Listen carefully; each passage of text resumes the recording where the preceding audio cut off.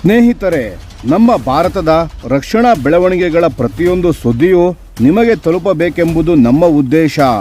ನಿಮ್ಮ ಒಂದು ಸಬ್ಸ್ಕ್ರೈಬ್ ನಮಗೆ ದೊಡ್ಡ ಪ್ರೋತ್ಸಾಹ. ದಯವಿಟ್ಟು ಸಬ್ಸ್ಕ್ರೈಬ್ ಮಾಡುವುದರ ಮೂಲಕ ಪ್ರೋತ್ಸಾಹ ನೀಡಿ ಎಂದು ನಿಮ್ಮಲ್ಲಿ ಕೇಳಿಕೊಳ್ಳುತ್ತೇವೆ. ನಮಸ್ಕಾರ ಗೆಳೆಯರೇ, ದೇಶ ಪ್ರೇಮಿಗಳೇ, ನಮ್ಮ ಕನ್ನಡ ಡಿಫೆನ್ಸ್ ನ್ಯೂಸ್ ಯೂಟ್ಯೂಬ್ ಚಾನಲ್ಗೆ ಸ್ವಾಗತ ನಿಮಗೆ.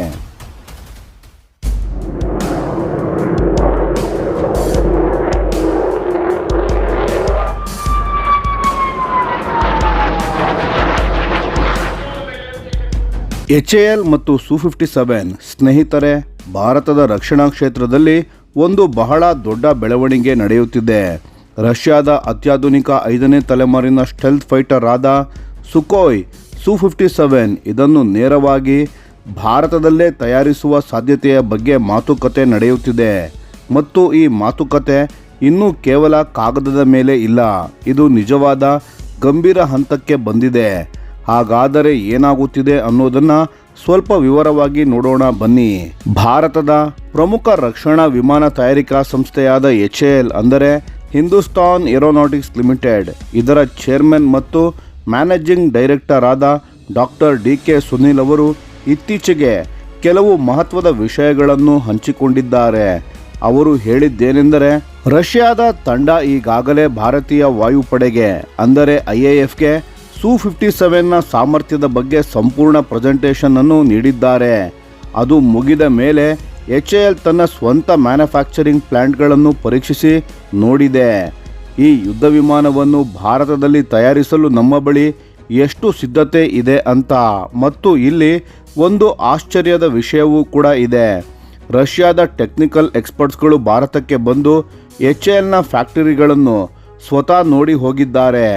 ಅವರ ಮೌಲ್ಯಮಾಪನದ ಪ್ರಕಾರ HALನ ಅರ್ಧದಷ್ಟು ಇನ್ಫ್ರಾಸ್ಟ್ರಕ್ಚರ್ಗಳು ಈಗಾಗಲೇ Su-57 ಅಸೆಂಬ್ಲಿಗೆ ಸೂಕ್ತವಾಗಿದೆ. ಅಂದರೆ ಶೂನ್ಯದಿಂದ ಪ್ರಾರಂಭಿಸಬೇಕಾಗಿಲ್ಲ, ಅರ್ಧ ಕೆಲಸ ಈಗಾಗಲೇ ಆಗಿದೆ ಅನ್ನಬಹುದು.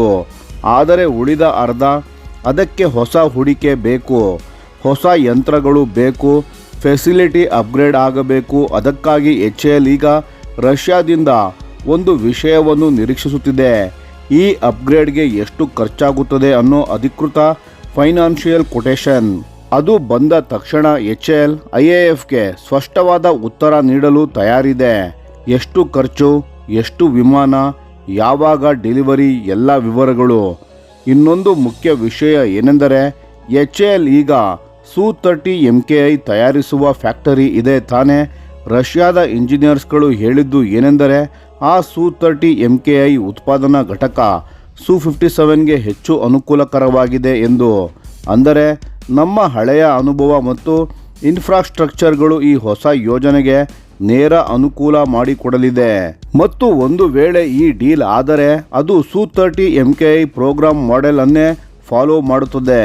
ಅಂದರೆ ದೇಶೀಯ ಉದ್ಯಮದ ಪಾಲ್ಗೊಳ್ಳುವಿಕೆ ಹೆಚ್ಚು ಇರುತ್ತದೆ ಮತ್ತು ಭಾರತದಲ್ಲೇ ತಯಾರಾದ ಸಬ್ಸಿಸ್ಟಮ್ಸ್ಗಳನ್ನು ಇಂಟಿಗ್ರೇಟ್ ಮಾಡಲಾಗುತ್ತದೆ. ಇದು ನೇರವಾಗಿ ಆತ್ಮನಿರ್ಭರ ಭಾರತದ ಉದ್ದೇಶಕ್ಕೆ ಪೂರಕವಾಗಿದೆ. ಇನ್ನು ಟೆಕ್ನಾಲಜಿ ಟ್ರಾನ್ಸ್ಫರ್ ವಿಷಯದಲ್ಲಿ ರಷ್ಯಾ ಏನು ಹೇಳುತ್ತಿದೆ ಅನ್ನೋದನ್ನು ಕೇಳಿ.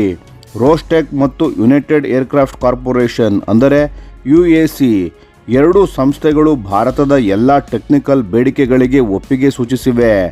ಇಂಜಿನ್ ಇರಲಿ, ರೆಡಾರ್ ಇರಲಿ, ಯಾವ ತಂತ್ರಜ್ಞಾನವನ್ನು ಮುಚ್ಚಿಟ್ಟುಕೊಳ್ಳದೆ ಸಂಪೂರ್ಣ ಟೆಕ್ನಾಲಜಿ ಟ್ರಾನ್ಸ್ಫರ್ ನೀಡಲು ತಯಾರಿದ್ದಾರೆ ಎಂದು ತಿಳಿದು ಬಂದಿದೆ. ಇದರ ಜೊತೆಗೆ ರಷ್ಯಾ ಈ ಡೀಲನ್ನು ಮತ್ತಷ್ಟು ಆಕರ್ಷಕವಾಗಿ ಮಾಡಲು ಕೆಲವು ಬೋನಸ್ ಆಫರ್ಸ್ಗಳನ್ನು ಕೂಡ ಟೇಬಲ್ ಮೇಲೆ ಇಟ್ಟಿದೆ. ಅದರಲ್ಲಿ ಮುಖ್ಯವಾದದ್ದು ಮಾನವರಹಿತ ವ್ಯವಸ್ಥೆಗಳೊಂದಿಗೆ ಕೆಲಸ ಮಾಡಬಲ್ಲ, ಅಂದರೆ ಮ್ಯಾನ್ಡ್ ಅನ್ಮ್ಯಾನ್ಡ್ ಟೀಮಿಂಗ್ ಮತ್ತು ಡ್ರೋನ್ ಸ್ವಾಮ್ ಕಂಟ್ರೋಲ್ ನಿರ್ವಹಿಸಬಲ್ಲ ಒಂದು ಎಕ್ಸ್ಕ್ಲೂಸಿವ್ ಟ್ವಿನ್ ಸೀಟ್ ವೇರಿಯಂಟ್. ಇದು 2018ರಲ್ಲಿ ಭಾರತ ಹೊರನಡೆದ FGFA 5th generation fighter aircraft ಯೋಜನೆಯ ನೆನಪನ್ನು ಮರಳಿ ತರುವ ಪ್ರಯತ್ನ ಎನ್ನಬಹುದು. ಇದೆಲ್ಲದರ ಹಿಂದೆ ಒಂದು ಬಹಳ ಮುಖ್ಯವಾದ ಸ್ಟ್ರಾಟಜಿಕ್ ಕಾರಣ ಇದೆ. ನಮ್ಮ ನೆರೆಯ ದೇಶ ಚೀನಾ ಈಗಾಗಲೇ J-20 ಸ್ಟೆಲ್ತ್ ವಿಮಾನಗಳನ್ನು ಡೆಪ್ಲಾಯ್ ಮಾಡಿದೆ. ಅಷ್ಟೇ ಅಲ್ಲ, ಇನ್ನೊಂದು ಹೊಸ J-35 ಕೂಡ ಬರುತ್ತಿದೆ. ಭಾರತದ ಸ್ವದೇಶಿ AMCA ಯೋಜನೆ ಇನ್ನೂ ಅಭಿವೃದ್ಧಿಯ ಹಂತದಲ್ಲಿದೆ.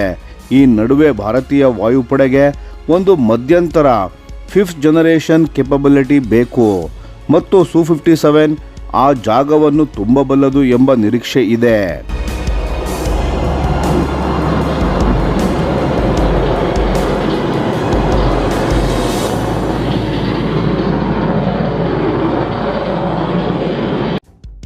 ಆದರೆ ಇದೆಲ್ಲ ಇನ್ನೂ ಖಚಿತವಾಗಿಲ್ಲ.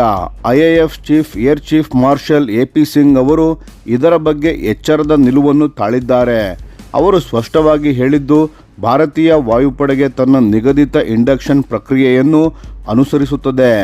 ಎಲ್ಲ ಆಯ್ಕೆಗಳನ್ನು ಸಮಗ್ರವಾಗಿ ಪರಿಶೀಲಿಸಲಾಗುತ್ತದೆ ಎಂದು. ಅಂತಿಮ ನಿರ್ಧಾರ ಯಾವಾಗ ಆಗುತ್ತದೆ? ಅದಕ್ಕೆ 3 ಪ್ರಮುಖ ಪ್ರಶ್ನೆಗಳಿಗೆ ಉತ್ತರ ಸಿಗಬೇಕು. ಮೊದಲನೆಯದು, ಒಟ್ಟು ಖರ್ಚು ಎಷ್ಟಾಗುತ್ತದೆ? ಎರಡನೆಯದು, ಭಾರತೀಯ ವಾಯುಪಡೆಯ ನಿಜವಾದ ಆಪರೇಷನಲ್ ಅಗತ್ಯ ಏನು? ಮತ್ತು ಮೂರನೆಯದು, ಈ ಡೀಲ್ ಭಾರತದ ದೀರ್ಘಕಾಲದ AMCA ಯೋಜನೆಗೆ ಅಡ್ಡಿ ಮಾಡುತ್ತದೆಯೇ ಅಥವಾ ಇಲ್ಲವೇ? ಒಂದು ವೇಳೆ ಈ ಯೋಜನೆ ಯಶಸ್ವಿಯಾದರೆ ಭಾರತ ತನ್ನ ನೆಲದಲ್ಲೇ ಒಂದು 5ನೇ ತಲೆಮಾರಿನ ಸ್ಟೆಲ್ತ್ ಫೈಟರ್ ತಯಾರಿಸಿದ ದೇಶ ಎನಿಸಿಕೊಳ್ಳುತ್ತದೆ. ಅದು ನಮ್ಮ ಏರೋಸ್ಪೇಸ್ ಮತ್ತು ಡಿಫೆನ್ಸ್ ಮ್ಯಾನುಫ್ಯಾಕ್ಚರಿಂಗ್ ಕ್ಷೇತ್ರಕ್ಕೆ ಒಂದು ಐತಿಹಾಸಿಕ ಹೆಜ್ಜೆ ಆಗಲಿದೆ. ಸ್ನೇಹಿತರೆ, ಈ ವಿಷಯ ಇನ್ನಷ್ಟು ಮುಂದುವರಿಯುತ್ತದೆ. ಯಾವ ನಿರ್ಧಾರ ಬಂದರೂ ನಾವು ನಿಮಗೆ ಮೊದಲು ತಿಳಿಸುತ್ತೇವೆ. ಮತ್ತು ಈ ವಿಷಯದ ಬಗ್ಗೆ ನಿಮ್ಮ ಅನಿಸಿಕೆ ಮತ್ತು ಅಭಿಪ್ರಾಯಗಳನ್ನು ದಯವಿಟ್ಟು ಕಾಮೆಂಟ್ ಮಾಡಿ ತಿಳಿಸಿ. ಧನ್ಯವಾದಗಳು.